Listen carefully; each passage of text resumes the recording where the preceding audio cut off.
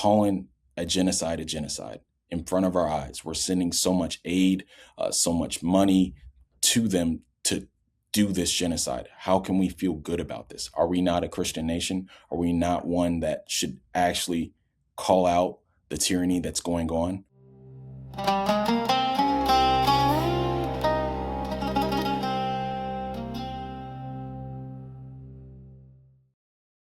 Welcome to another episode of the Olive Roots podcast. I'm your host, Chosi Ayub. Today we have the Georgia State House candidate for District 68. I want you to welcome Jonathan Bonner. Jonathan. Hi, brother. It's great to be here. It's an honor. It's a pleasure. So thank you for having me on, and I'm excited to be here. Of course, man. So we both are in Georgia, and the weather is a little bit hot, then it's cold, then it's rainy, but hey, I'm loving it right now. Exactly. It's one of those weird things I tell people with Georgia. One month we could be in winter, next month we can be in spring, summer. I honestly don't know what to wear every day. I have to actually check the weather app, so that's it's unique. Yeah, it is very unique. Well, Jonathan, thank you for joining us today. I would love to start with your identity. So, if you can talk about where is your family from, where were you raised, and where you are today. So, the floor is yours. Yeah. Again, my name is Jonathan Bonner. I'm a single father to a disabled or 10-year-old boy, former caretaker to a disabled vet. That was my father, who passed away in August. I'm a community advocate, a organizer, someone who's going to fight for you, speak on you, do community cleanups, and I am someone that cares about you. But more to who I am and my family originates in Georgia. We have been here more in the late 1800s, as well as my family has lived here in Fayetteville for more than 40 years now. All that being said, my parents somehow managed to get back to Georgia. They're from Indiana and Philadelphia. They joined the Air Force, were in Desert Storm, served the country, and then eventually they got tired and retired back in Georgia. With that, they had me, my sister, and my brother, two older siblings, both advocates in the community. My brother is a assistant manager or cafeteria manager at Sandy Creek, and he gets sent all throughout the district, feeding the kids, feeding my son at times at his elementary. And my sister is a teacher at North Fayette. So all that being said, my family is rooted in service. It's something that we kind of know, but how we are, it's because our faith. We are very, very strong Christians, ones who go to church every Sunday, go to multiple different types of churches to actually get the experience and be in our community and things of that matter. But all that being said, that's who I am, and that's my family, and that's a little bit of my background. That's beautiful. That's beautiful. So, your dad was a vet. Tell me a little bit about serving your dad during that time and what it was like dealing with the healthcare system because your dad had to go through the VA for everything. I always tell people the healthcare system is very, very, I wouldn't say corrupt, but there are a lot of bottlenecks. And all that being said, I learned at an early age. My father was diagnosed with early onset dementia when he turned 50.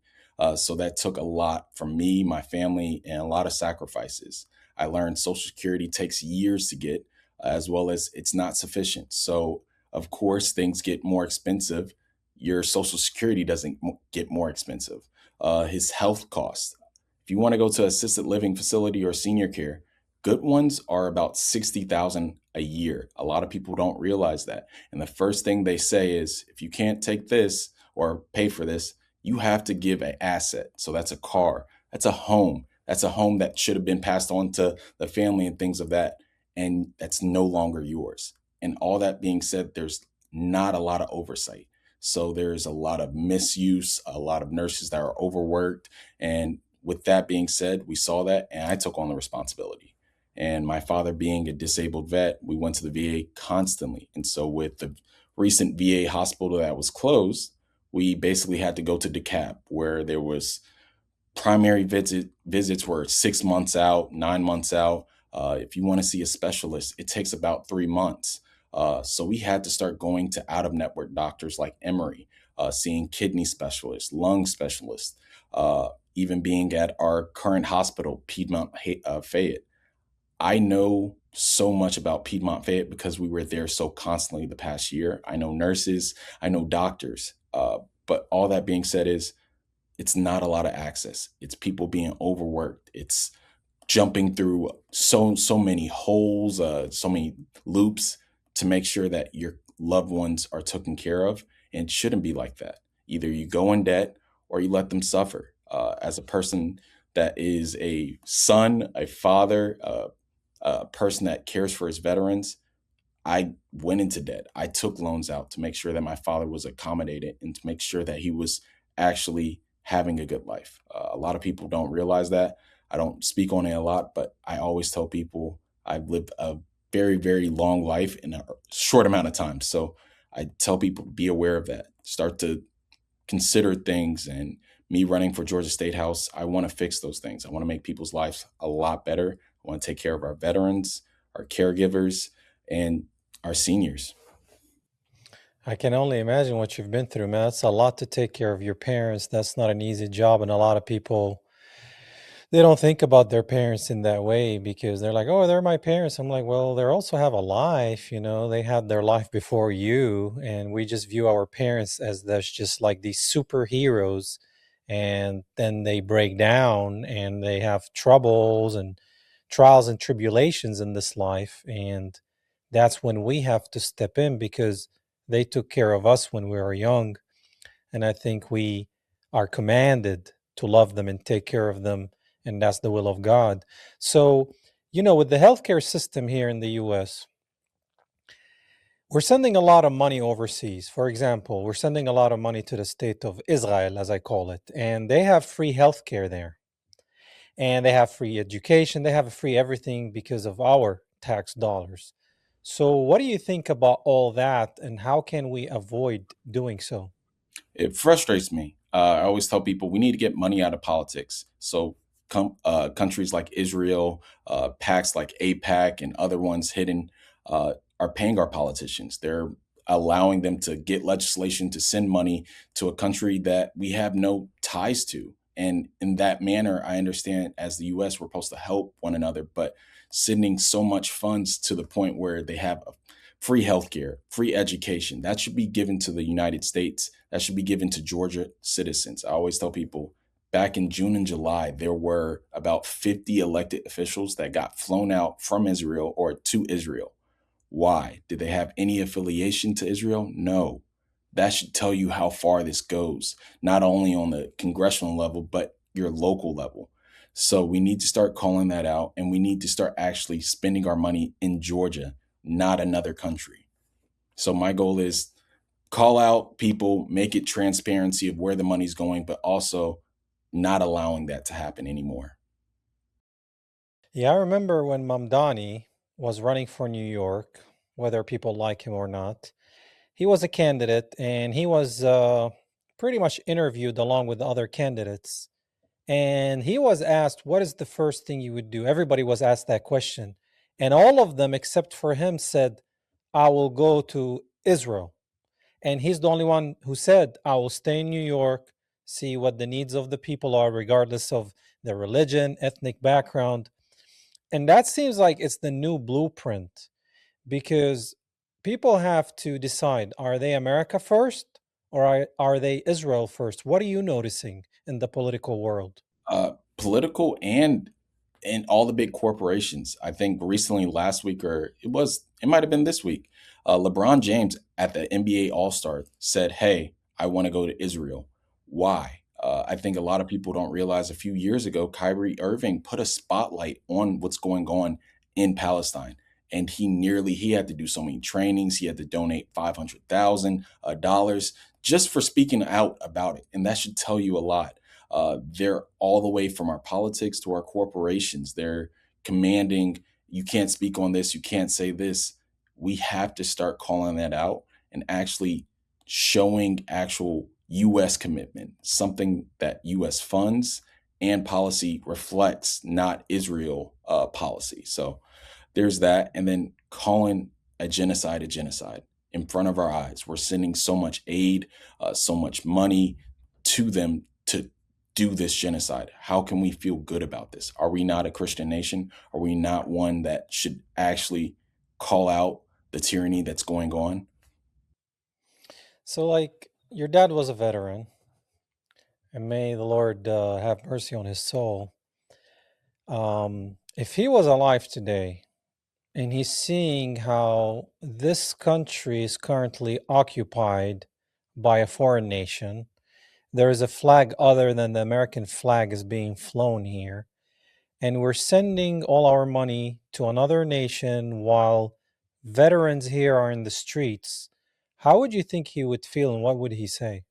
He was already very angry with that. I mean, the times we were at the hospital, the weeks and days we were there, we would watch the news and we would see Israel does this, Israel's bombing Gaza, Israel's doing X, Y, and Z.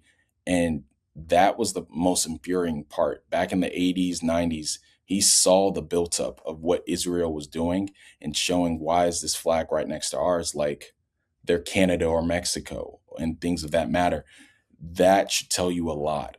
He was very infuriated. He realized a lot of money was going to them and not the actual veterans. Why are we protecting Israel assets when it should be American assets that we're protecting? So Yeah, so now since you're in the politic world, you talk to a lot of different people, I'm sure, from the left, from the right, from the middle. I don't subscribe to like any party, Democrats or Republican, because they're both Zionists to me. I look at the individuals and not what they say, what they actually do. So now since you're in the political world, I'm sure you had conversations with different people. What are you noticing? Are they still so obsessed with the state of Israel, or you're seeing a lot of people abandoning that and focusing on the US? I think a lot more people are abandoning that message. And I think that's a good sign. But it took a lot of people spotlighting what was actually going to them and transparency.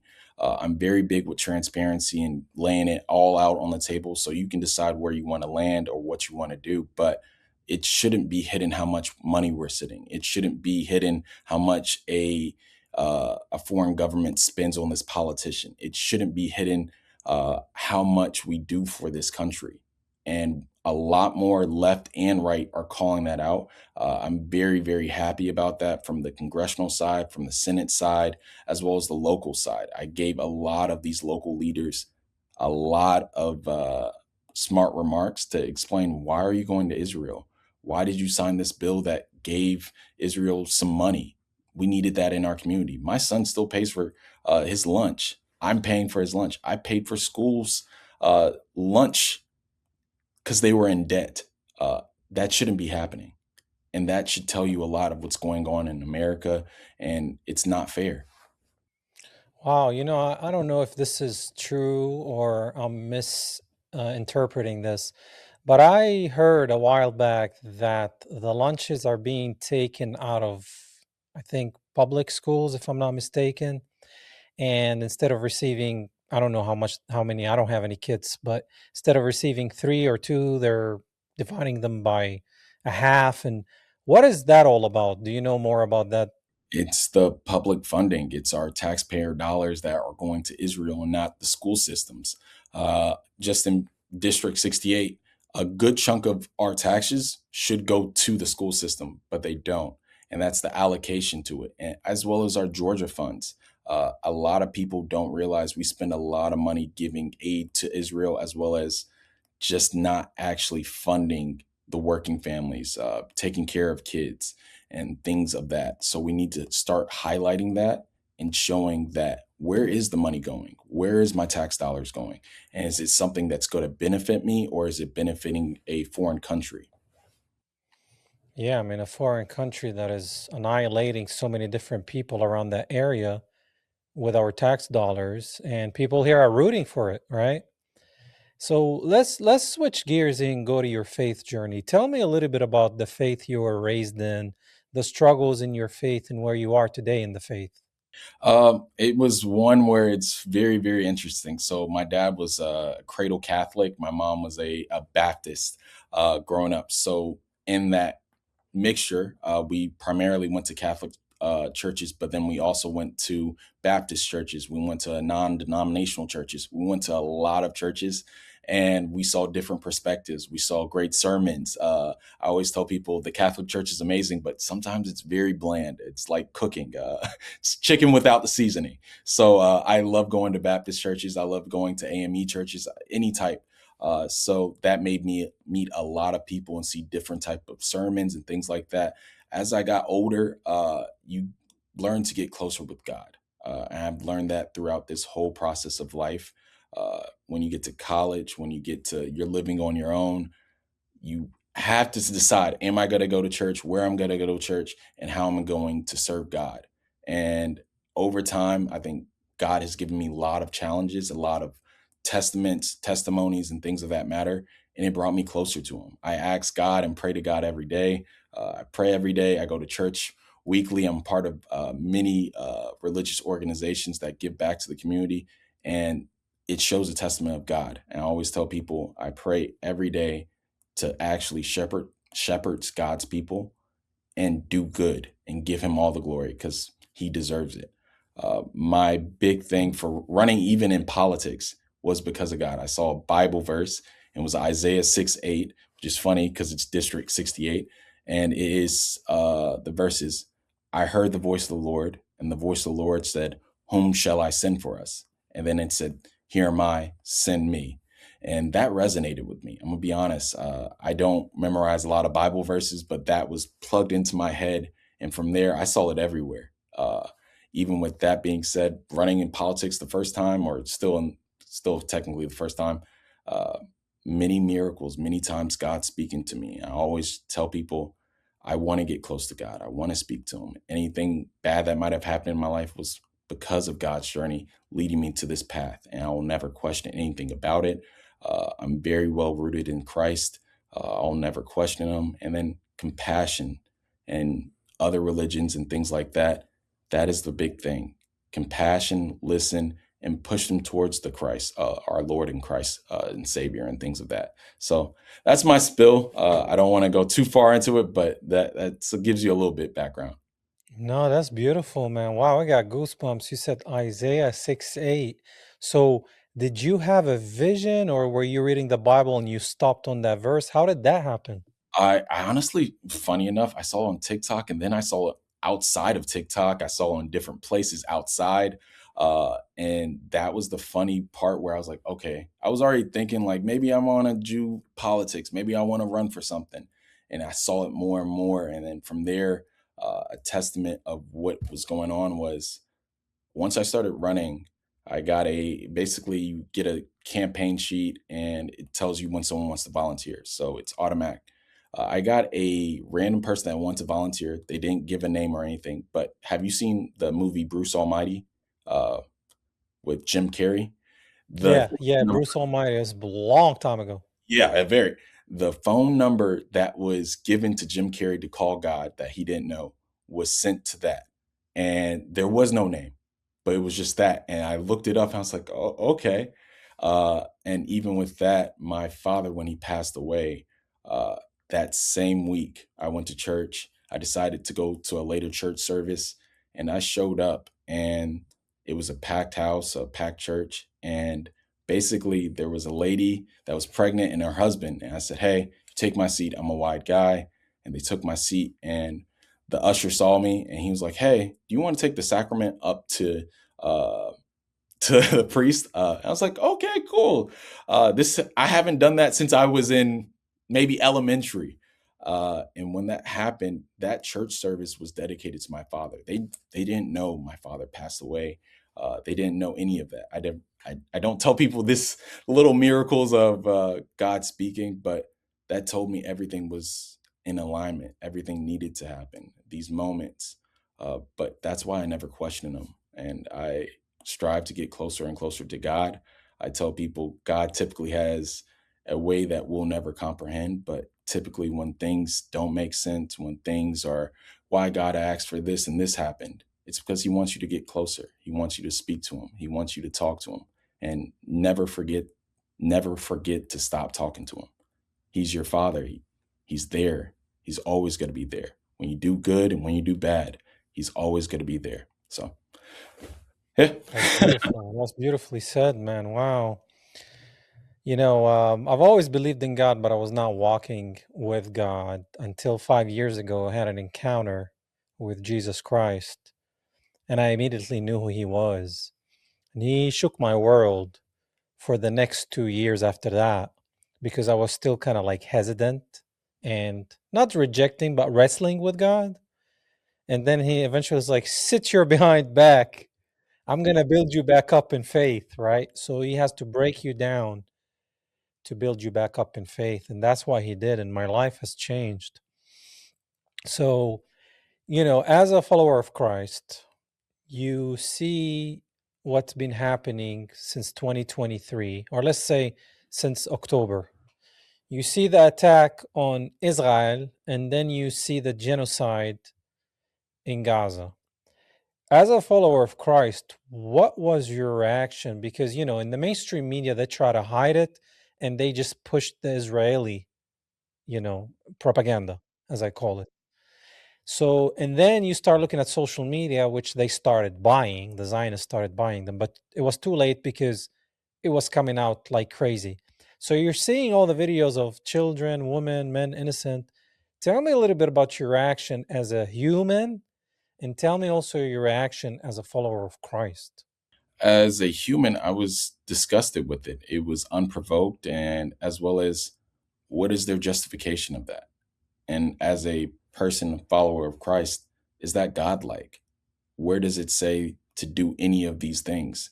Are they a people that are against God? Are they smiting him? Are they doing anything wrong? Yet they're not. How do you justify that? So, as a country that is very, very heavily influenced by God, are you living up to what he spoke, what he wrote, what he did? And you can't. It's only in their best interest. I have, very funny enough, a few friends that went to Israel recently, went to Palestine. Uh, I think one of them is banned. He was a state representative, and it was already hard enough for him to get there.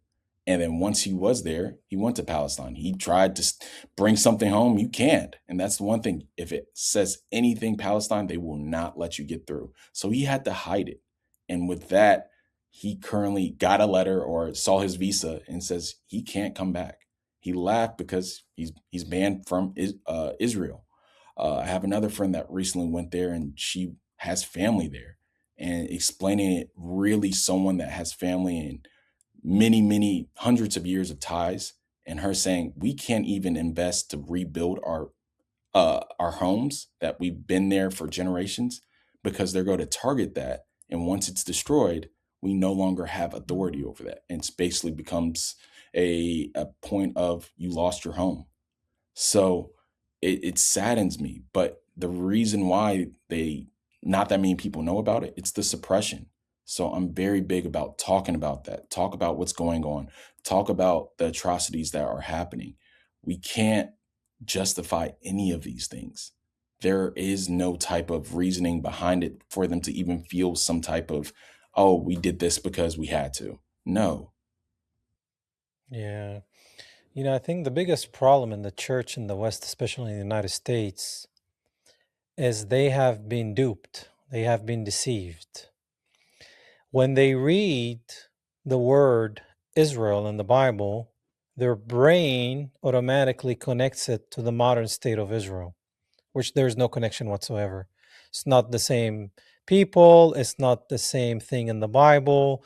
It's a political ideology. That's what this Zionism.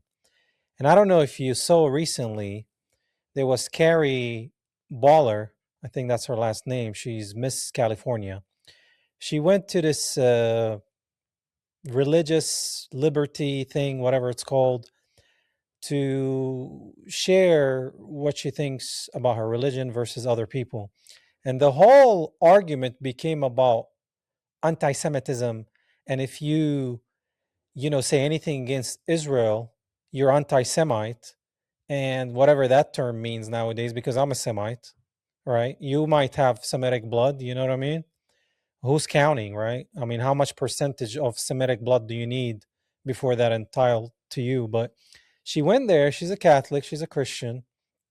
And I don't know if you saw the clip, but she was asking, and they were just going around the question. And eventually, the Jewish man said, yeah, if you criticize Israel, you're anti Semitic. So you can't say that Israel is committing a genocide because that's anti Semitic. So actually, what they're doing is the definition of anti Semitic because they're trying to say if you say anything against Israel, you're saying something against every Jew around the world, which means when Israel is committing a genocide, all the Jews around the world are committing a genocide when they're not.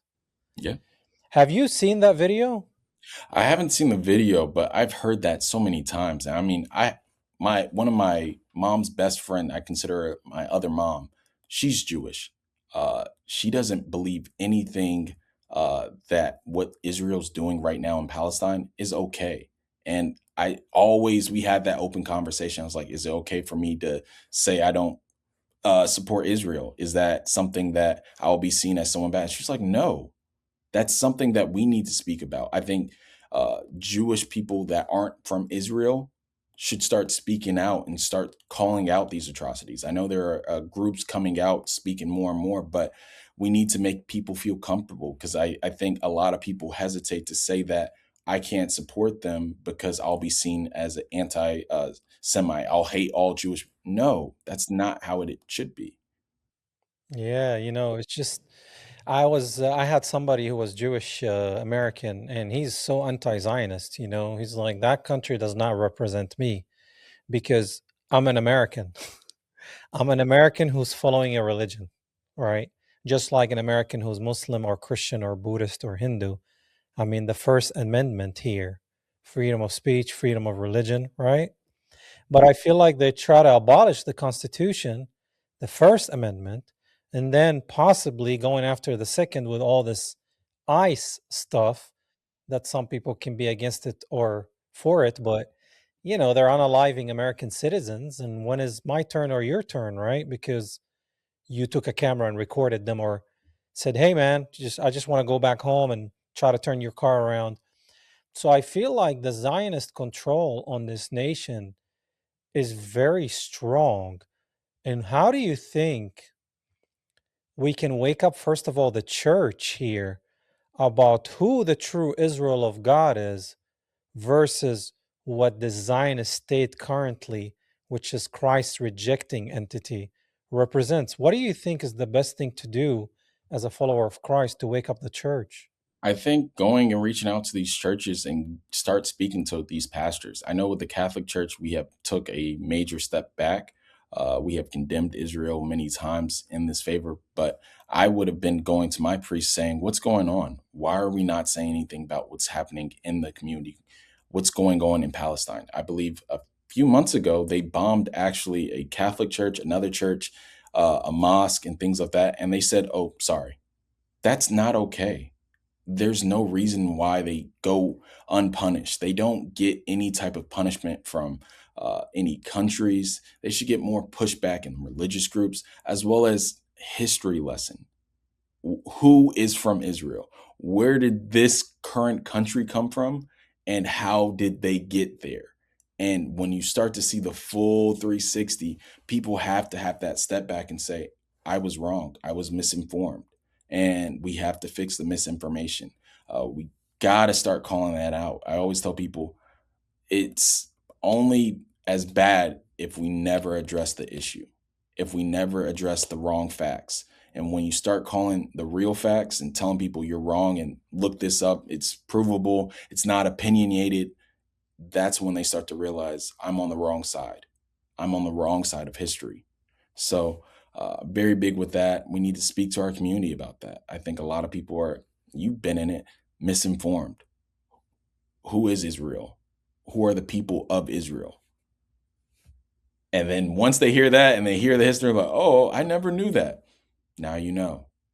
Yeah, yeah. I had recently in the coffee shop two different conversations with two different men.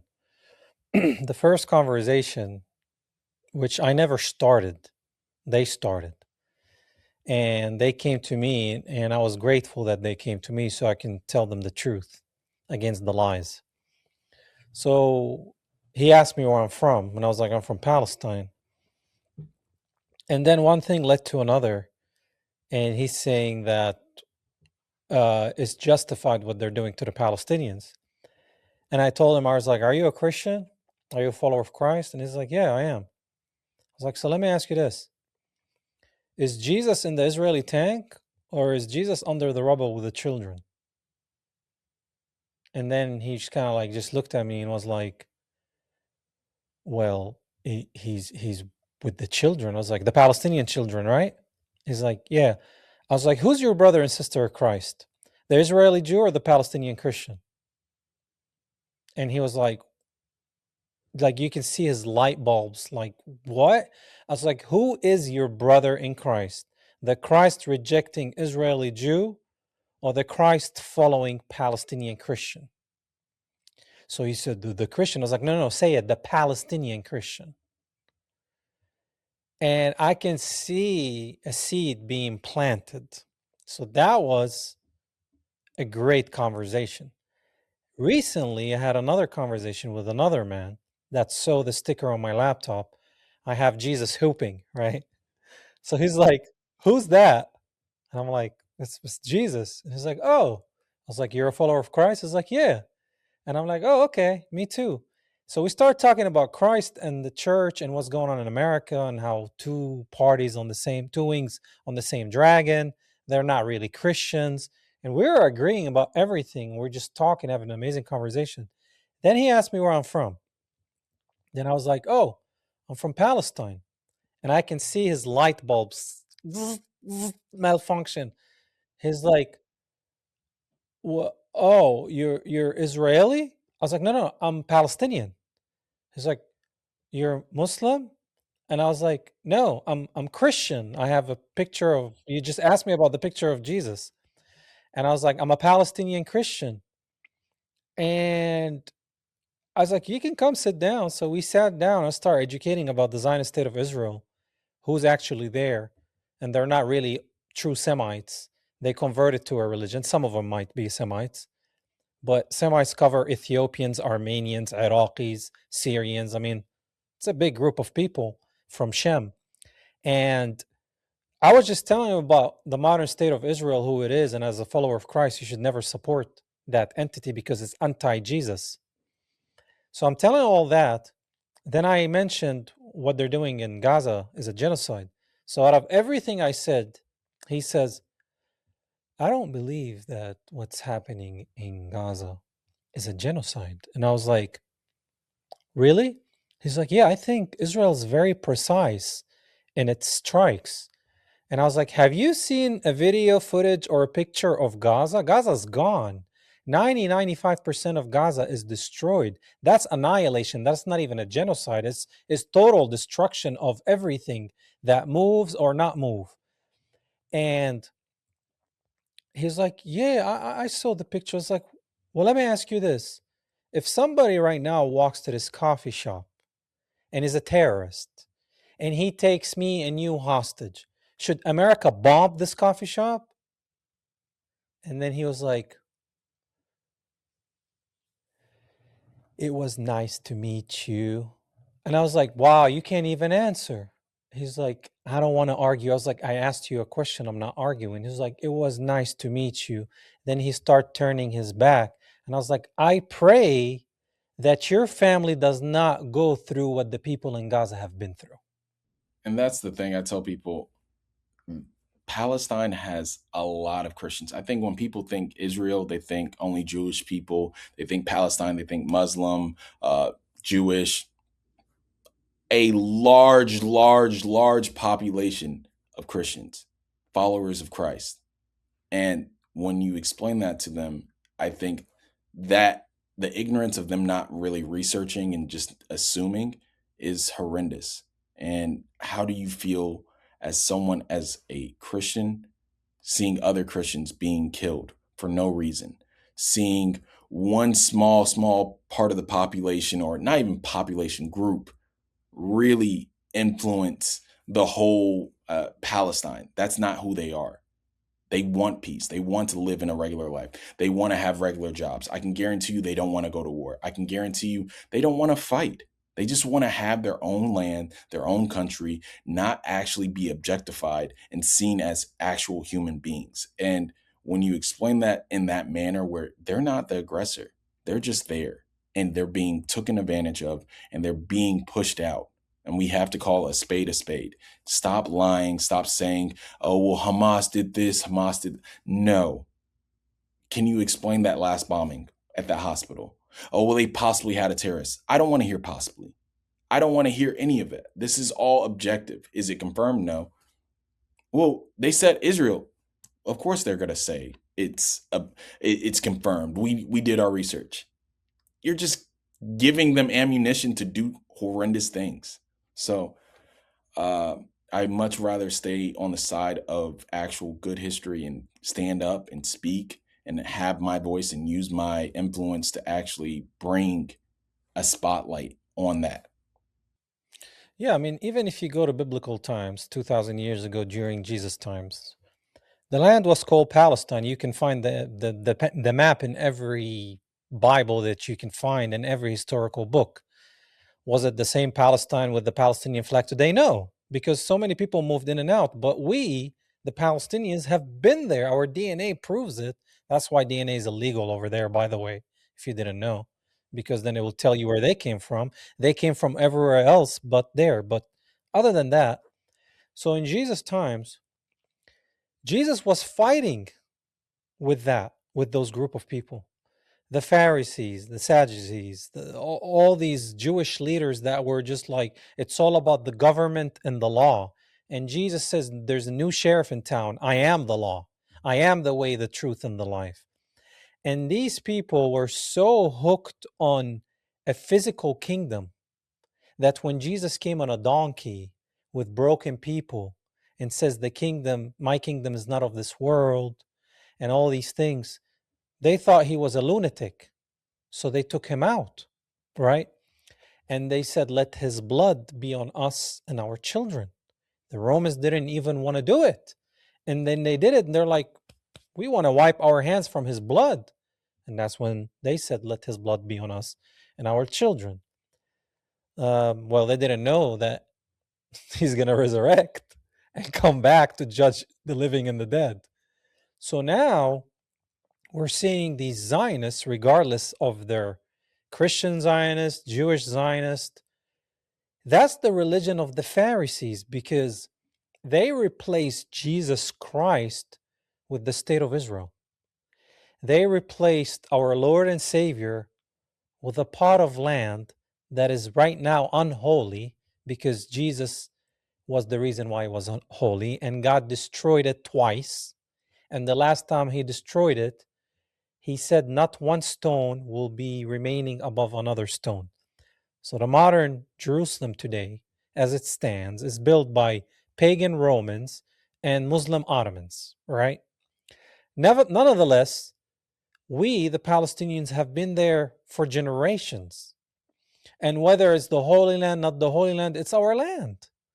But then you have these people coming from Europe because they claim they're oppressed by Christians and they were Jewish. And then they come to the Arab land that has Jews, Muslims, and Christians, and we take them in and they screw us over. And whatever was being done to them, now they're doing it to the Palestinian, the Lebanese, the Syrians, the Yemenis, and so on and so forth.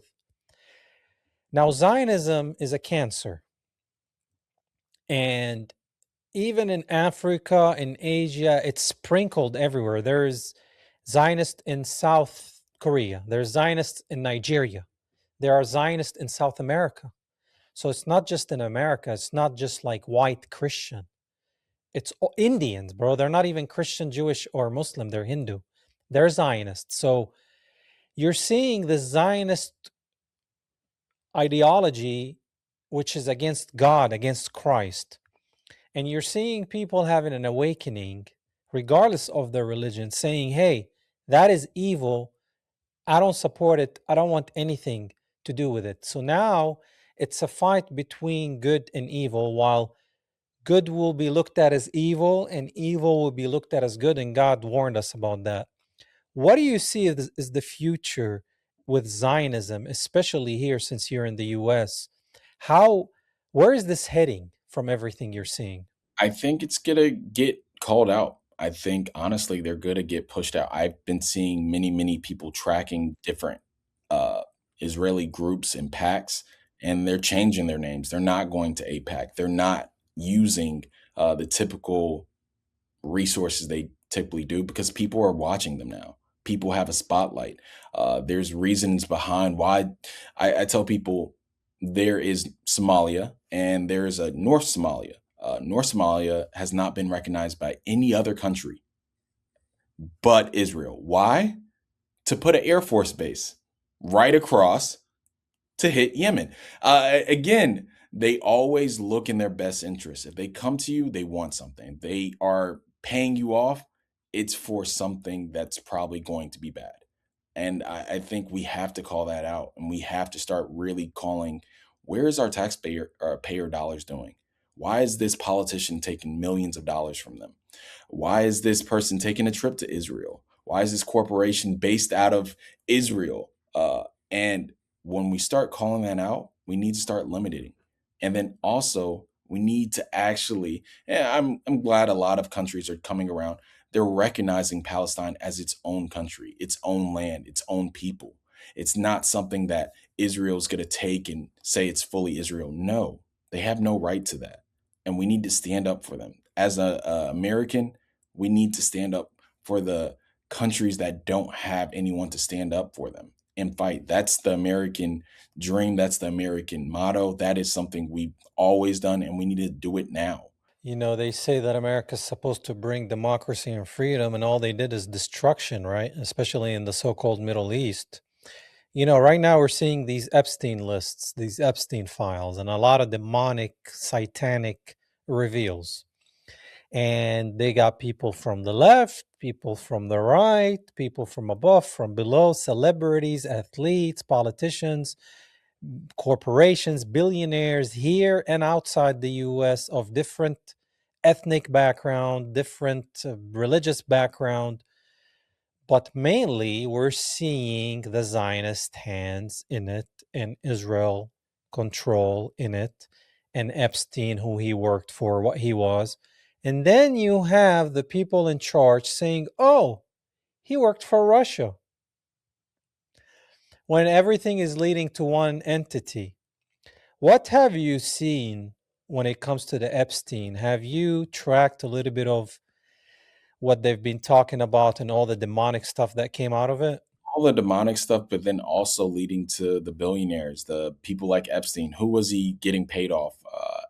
A big ex CIA person who basically showed the torture that was going on during the Iraq War, Iran War, all that. He was on a talk show speaking to these people and saying, "Well, don't you think he was a Israeli spy?" And they laughed and they're like, "Ha ha ha! Maybe, I don't know." And when you have a former general of Israel saying that type of stuff and not saying yes or no, he probably was. And all the connections leading back to them, even the rich. I think a lot of times people don't realize in the intelligence community, we like to say we're very close with Israel, but they keep them at arm's length because they always try to steal our information. They try to steal our technology. They are many. I wouldn't say sleeper agents, but throughout the United States, Israel has one of the highest, what he confirmed. And I hate to talk conspiracy theories and all that stuff, but I truly do believe that we need to start looking more into Israel and why they do things they do. Why are they in this country? Why are they purchasing this? Why do we have moments of people linking this back to Charlie Kirk being killed? Why? And when we start to do our research, we see why. We see what the trigger was. Oh, you're not pro-Israel. You're not a person that wants to see Israel grow. You want to see everyone die. We have to start calling that out. and then holding them actually to a standard. No more weapons, no more aid, no more free healthcare, no more free education. Defend yourself. Learn to actually be a good follower of God, and even I like to say Christ because they still see him as a prophet, but we have to call that. We have to see him as someone leading in God's way. Are you really leading in God's way, or are you leading in the devil? Are you leading in very horrible gods that aren't from the Bible and things like that? So You yeah. know, the crazy thing is like you have even atheists that are anti-Zionists, and you have Christians that are pro-Zionists. Like this is how twisted this world is. You have people that don't even believe in God telling you we're anti-Israel, and you have people that follow Christ and saying, "Oh, we support the ethnic cleansing of Palestinians." And I'm like, who would have thought that that's how it is going to play out? I think the funniest moment, I knew we were really far gone. I was on Facebook, and coming from Tyrone, it's country. A lot of people are very ignorant at times. And someone said the bombing they did in Palestine. They're like, "I'm gonna fight for God's country and God's people."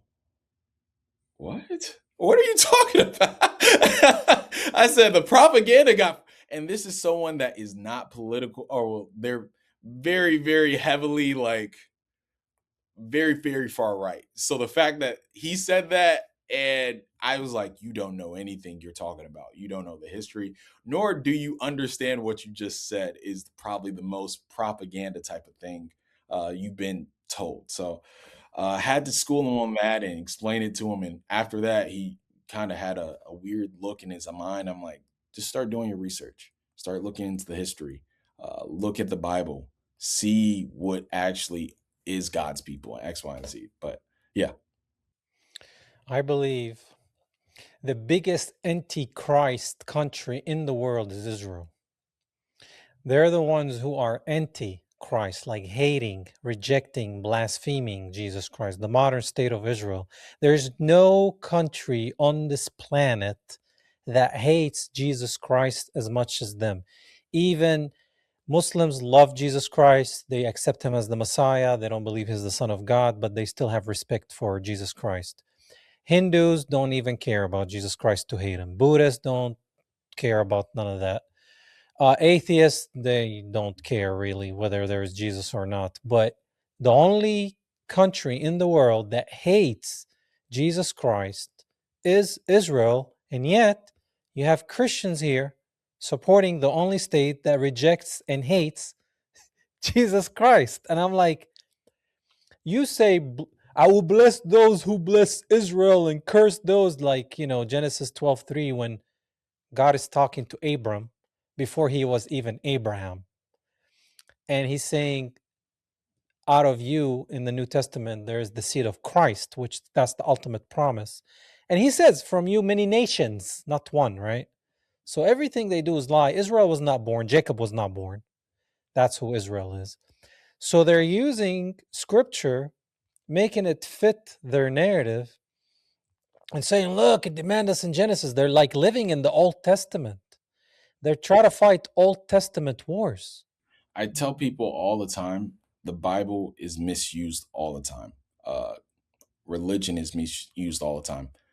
Lynchings in the South were done at churches and had church right after. That should tell you a lot.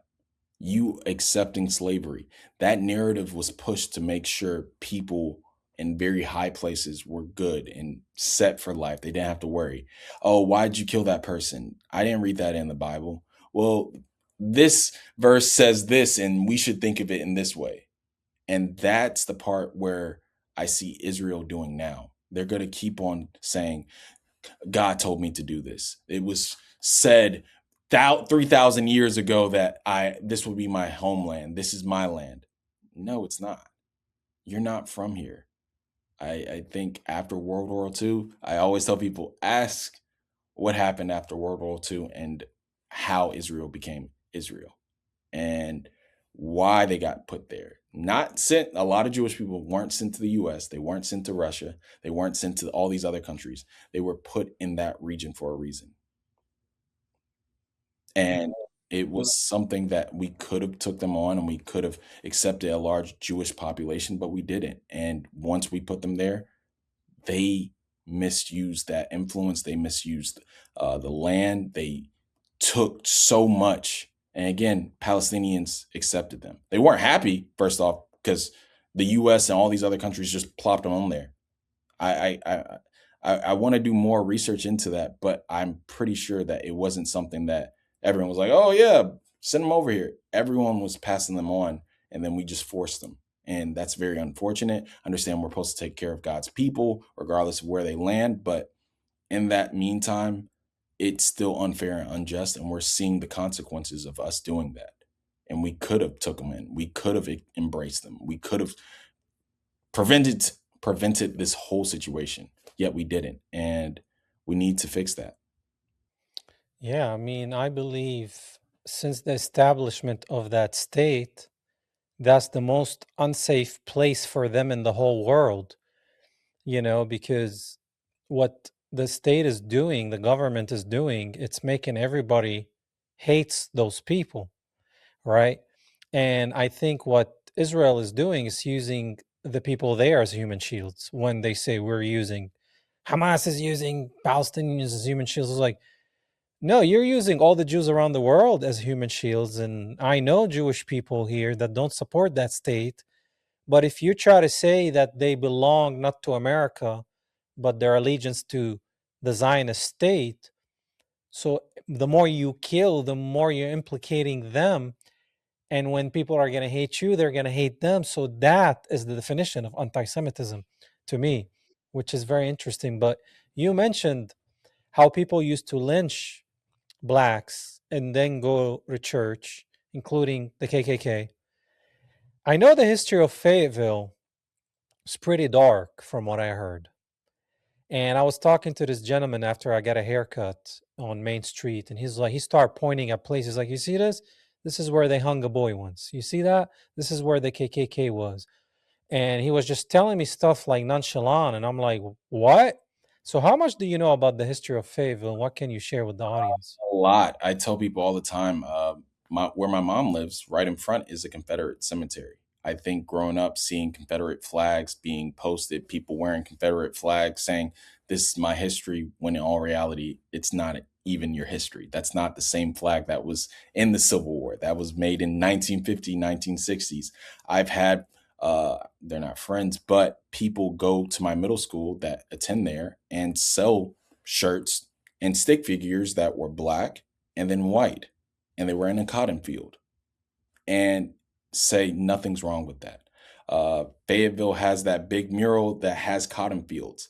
Tyrone, before the old new town hall, there was a mural of cotton fields and X, Y, and Z, and it had such an uproar that we said, "Hey, let's do less cotton fields and do railroads or something else that kind of takes away of that dark history." I'm very big with learning our history. Don't forget our history. Embrace our mess ups and learn from it. Because if we never learn from it, we're going to do the same thing over and over. So Fayetteville has a dark history as well. There's a wonderful woman named Darielle Anderson. She works in Fayette County City Hall. She has been here the longest, and I mean the longest out of Fayetteville. She can tell you the pavilion before the pavilion. It was farm fields, it was crops. Her mom was one of the first, or if not one of the first, Black people in Peachtree City teaching. Uh, and this was before Delta. This was before Peachtree City was built up. And the things I've heard, the things she saw, the things she dealt with, it is very dark. But I'm glad she speaks on it, and we have a little bit history, but we need to speak on that more. But we also need to take that same mindset and vastly put it globally. Understand what's going on. Understand why this country is this way. Understand why this state is acting this way. And when we have that knowledge, we make better decisions, and we know how to kind of go forward. It's interesting because, when I came to the US, I came to go to school at Georgia Southern, right? Good old Statesboro, Georgia. Statesboro. Man, that was one of the most racist places I encountered coming straight off the boat here, right? And I remember going to this bar called Rum Runners where you can have frozen drinks. It's kind of like the Wet Willies, you Oh know? yeah, I know some. And yeah, so I go to Rum Runners and it's mostly white, all white. And I'm going there, I'm exploring. Then I go to the back room and it says plantation room.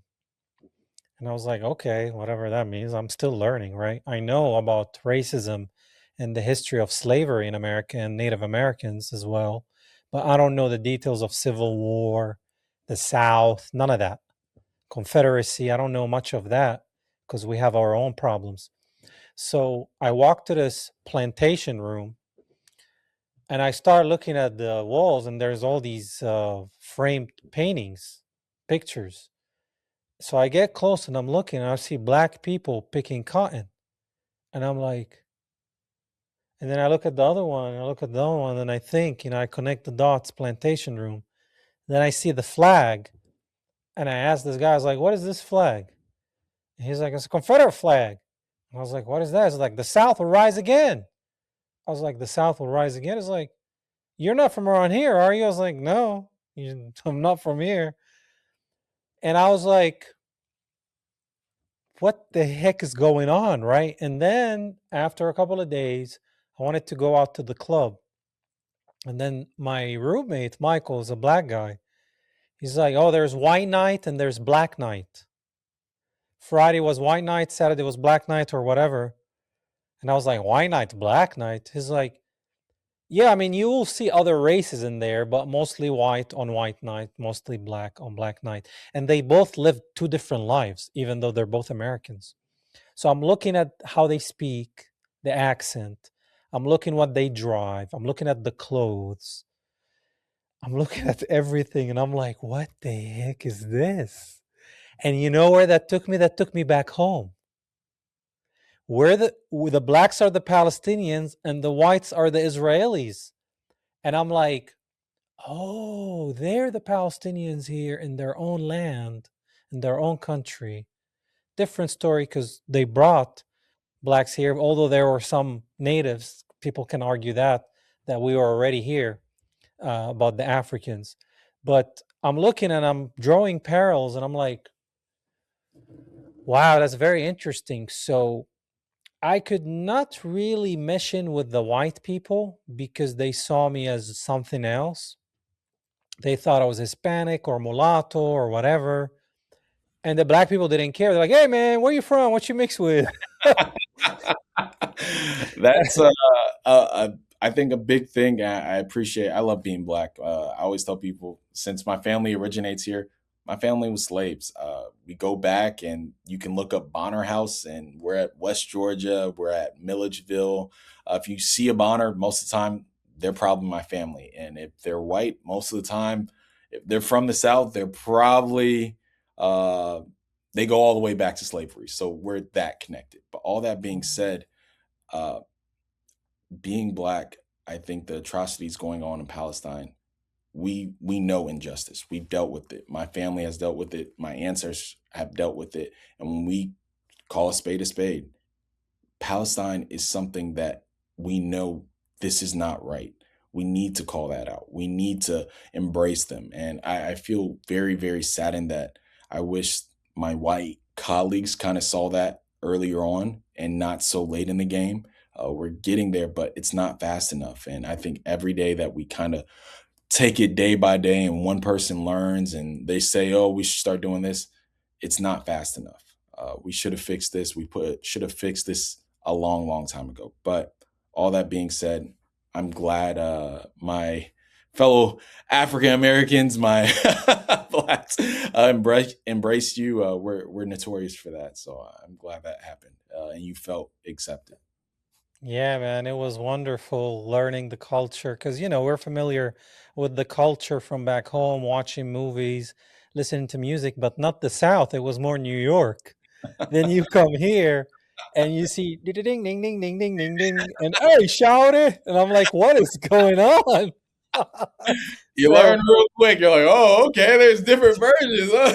yeah, it was definitely a culture shock, but eventually you adapt, you learn, Yeah, and you move on. Dealt with a lot of BS there, a lot of racism from the white people. And I was like, okay, I'm not going to hang out with white people. Then I realized there's good and bad people everywhere. And that's the mentality I have. Like, there's good people and bad people everywhere.